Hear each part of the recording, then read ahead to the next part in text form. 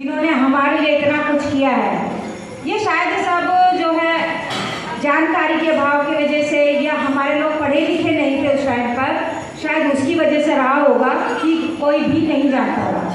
हाँ, कांग्रेस के बारे में हम थोड़ा बहुत जरूर जानते थे क्योंकि गांव में चर्चाएं होती थी और मेरे जो दादा थे वो नारायण दत्त तिवारी के साथ जाया करते थे मीटिंग्स वगैरह में, तो कांग्रेस के बारे में मैं थोड़ा बहुत जानती थी लेकिन बाबा साहब के बारे में नहीं जानती थी। अब आप देखिए कितनी बड़ी विडंबना कि हम नारायण दत्त तिवारी के बारे में जानते हैं, हम कांग्रेस के बारे में जानते हैं और उनके जो महापुरुष थे उनके बारे में जानते हैं, लेकिन जो हमारे महापुरुष हुए हम उनके बारे में नहीं जानते थे। यह कारण यही था क्योंकि हमारे महापुरुषों के बारे में किसी ने किसी को बताया ही नहीं और ना ही कोई प्रचार प्रसार किया।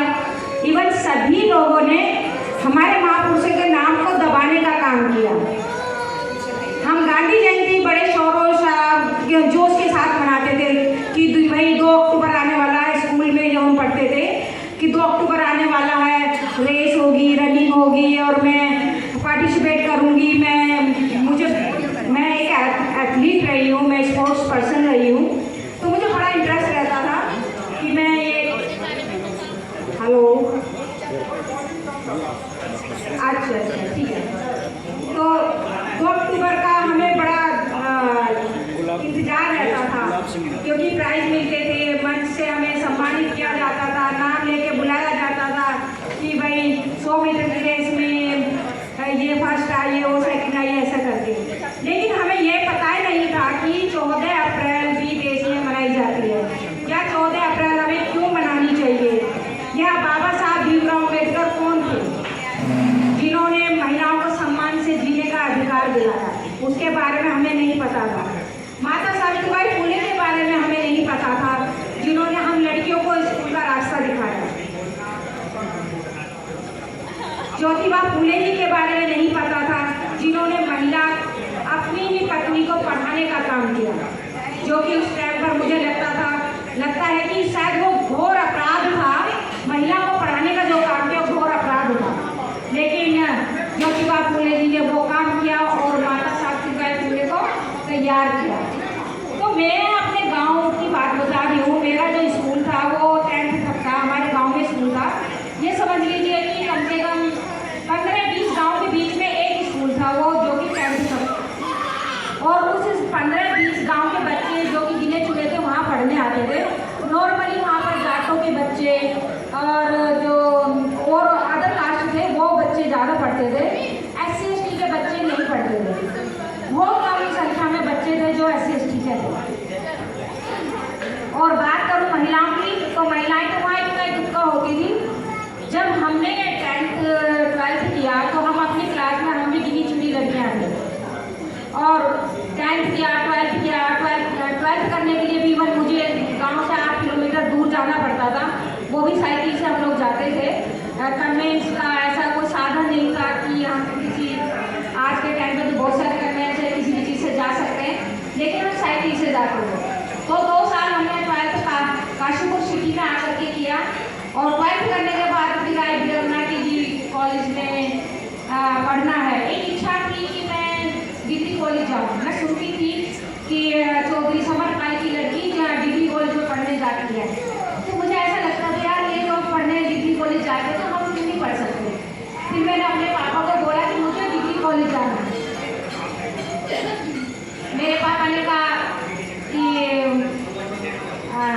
तुम्हें जाना है? मैं कहाँ, मुझे डिग्री कॉलेज जाना है, क्योंकि मेरे बड़े भाई ने जो पढ़ाई बीच में छोड़ दी थी वो नहीं पढ़ पाए थे। लेकिन ये थी कि नहीं मुझे टैक्सियों में मैं अकेली लड़की बेसब्री मुझे डिग्री कॉलेज जाना है, खाने को मत दो, कुछ मत दो, लेकिन कॉलेज में एडमिशन चाहिए।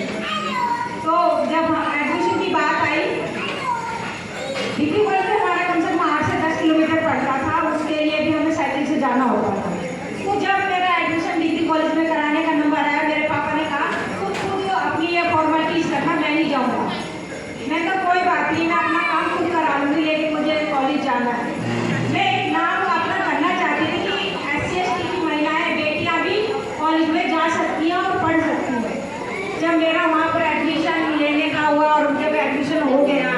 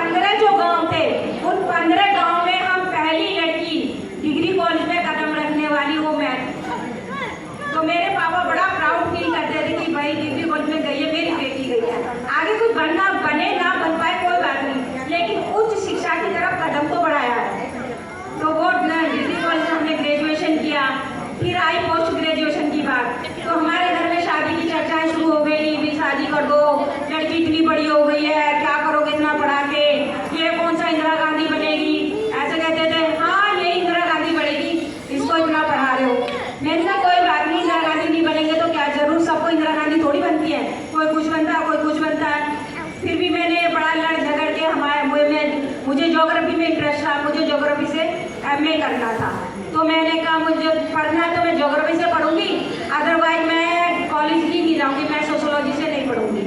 हमारे यहाँ सोशोलॉजी था लेकिन मैंने मना कर दिया, मैं सोशोलॉजी से ग्रेजुएशन नहीं करूँगी। तो हमारे यहाँ से 56-57 किलोमीटर दूर है रुद्रपुर, और वहाँ से आगे नैनीताल का नाम आपने सुना ही होगा, या फिर नैनीताल यूनिवर्सिटी थी हमारी, कुमाई यूनिवर्सिटी, वहाँ पर एडमिशन मिल सकता था। तो पापा ने कहा कि तुम खुद जाओगी, मैं नहीं जाऊँगा एडमिशन के लिए। मैं नैनीताल गई, ढूंढ के यूनिवर्सिटी पहुँची, वहाँ जाकर के पता चला लिमिटेड सीटें थी और वो फुल हो गई हैं, सीट नहीं है ज्योग्राफी में एडमिशन के लिए। मैं वापस आ गई, फिर मुझे पता चला रुद्रपुर में वैकेंसी वो सीट है, अभी एडमिशन हो जाएगा।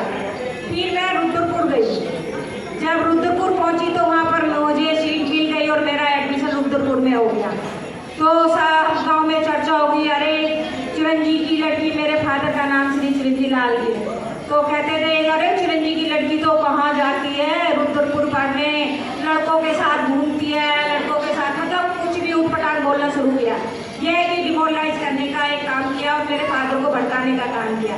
लेकिन मेरे पापा पढ़े लिखे थे, वो भी गवर्नमेंट जॉब करते थे, तो उन्हें पता था ये बातें होती रहती है। और मेरी मम्मी ने भी कभी ऑब्जेक्शन नहीं किया, जबकि मेरी मदर जो बिल्कुल अनपढ़, वो बिल्कुल अनपढ़ थी, बिल्कुल अंगूठा टेक, लेकिन वो समझती थी कि अगर पढ़ाई कर लेगी तो कल को बन जाएगी। मुझे फिर मैंने ज्योग्राफी से एमए रुद्रपुर से किया, आज जो कि उधम सिंह नगर के नाम से जाना जाता है इस वक्त। वहाँ से मैंने ग्रेजुएशन किया, फिर पोस्ट ग्रेजुएशन किया, उसके बाद बीपीएड करने अमरावती महाराष्ट्र गई। कुल मिला के कदम बढ़ते चले गए और मैंने एजुकेशन प्राप्त की, और आज मैं यहाँ जो बोलने के लायक हूँ वो मैं बाम सेफ में आने के बाद करी।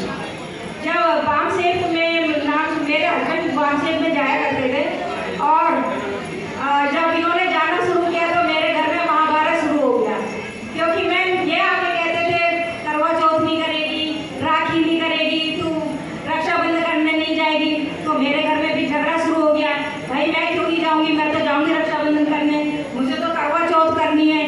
जानती नहीं थी कि ये सब बेकार की चीज़ें हैं। जब पता चला, जब धीरे धीरे इन्होंने मुझे ले जाना शुरू किया, 1-2 बार मैं गई, तो वहाँ जब धीरे धीरे मैंने सुना, मैंने वहाँ पर कॉमन पेशराम जी को सुना, कुछ भी कहे वो जो भी कर रहे हैं, लेकिन जो वो बोलते थे वाकई बहुत अट्रैक्टिव था। मैंने उनको सुन करके मैं खुद चेंज हुई हूँ, और आज की डेट ऐसी है कि मैं कोई भी धार्मिक कर्मकांड नहीं करती, कोई पूजा पाठ नहीं करती, और ना ही मैं कोई हिंदुओं का त्यौहार करती हूँ। कोई राखी नहीं, कोई भैया दूज नहीं, कोई करवा चौथ नहीं, कोई होली नहीं, कोई दिवाली नहीं। इवन मेरे बच्चे भी इस चीज़ से बिल्कुल दूर है। मेरे बच्चों को नहीं पता कब होली आती, कब जाती है, कब दिवाली पे क्या होता, कुछ नहीं पता, क्योंकि मैंने अपने बच्चों को, जब मैं समझ गई तो मैंने अपने बच्चों को बिल्कुल नहीं सिखाया, और ना ही मैंने घर में खुद ने कोई काम ऐसा किया। और आज की डेट में मैं बिल्कुल भी किसी तरह कुछ नहीं करती हूँ। इवन मैं अपने मायके में इसके लिए मैं बदनाम हूँ। मायके वाले कहते हैं अरे ये तो कुछ भी नहीं करती, तो ऐसे ही है, आती है, खाती है और चली जाती है, और ना कोई तीज त्योहार मनाती है, ना कुछ करती है। मैंने कहा भाई तुम भी मत छोड़ दो, ये चीज़ें बेकार है, अपनी मेहनत की कमाई तुम इस पर बेकार में जाया कर रहे हो, उस पैसे को बचाओ और अपने आगे अच्छे कामों के लिए उस पैसे को लगाओ। लेकिन नहीं सुनते हैं, खैर कोई बात नहीं। और आज जो हमारा इस फाउंडेशन डे है, इसके लिए आप सभी को बहुत बहुत बधाई। हम इसी तरह से आगे, और स्थापना दिवस को हम यूँ ही मनाते रहें, साल दर साल हमारा ये कार्यक्रम यूँ ही चलता रहे, जिसमें हम सभी इसी तरह से बैठ करके एक गेट टुगेदर करें, बातचीत करें, और समाज में जो फैली बहुत सारी बुराइयाँ हैं उन पर हम बात करें, उन पर हम चर्चा करें। महिलाओं के साथ होने वाले इतने सारे अत्याचार हैं उन पर चर्चा करें, और ताकि कोई समाधान हम सब मिलकर के कुछ निकाल सकें, या फिर हम किसी की मदद कर सकें। और आज के समय में मैं अभी जो इस वक्त बहुत सारा इतना देखिए एजुकेशन को लेकर कितना बड़ा बवाल हमारे देश में इस वक्त चल रहा है। बवाल नहीं कहेंगे, ये एक लड़ाई है जो छात्रों ने शुरू की है, और ये लड़ाई भी बहुत ज़रूरी है, क्योंकि बहुत सारे स्कूल बंद कर दिए गए हैं। जो प्राथमिक विद्यालय थे जहाँ पर गरीब बच्चे पढ़ने जाते थे, वो बहुत सारे स्कूल इन लोगों ने बंद कर दिए हैं। अब वो स्कूल पहाड़ी एरिया में या रूरल एरिया में वो हर 5 किलोमीटर पे था, अब वो कम से कम 10-11 किलोमीटर पे हो गया है, क्योंकि बीच का स्कूल बंद कर दिया, पढ़ने के लिए 10-11 किलोमीटर